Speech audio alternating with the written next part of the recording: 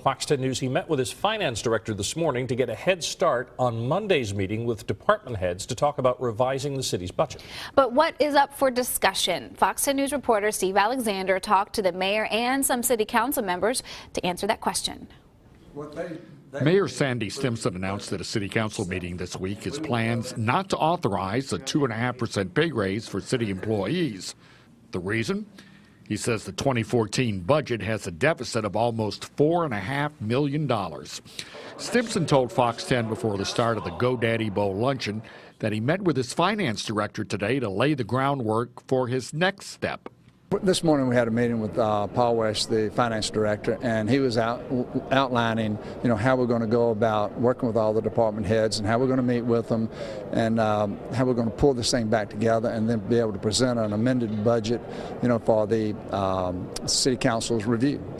I asked whether there could be layoffs or any type of fee increases. Right now, I'd say everything is on the table because it will be revealed as they go through the process. I mean, the department heads will, they'll identify things that should be considered.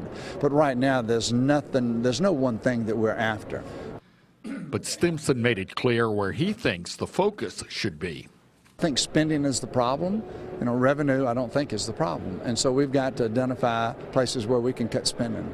City council members I talked to are looking forward to seeing the mayor's proposals. Whatever he does, it has to come through the council. He can submit to the council whatever he wants to. Then the council will decide on what they want to do about it. So he can draft up a number of amendments, but we'll have to take a look at it and see what we want to do about it. I am so pleased that we have an administration that is willing to show us the truth.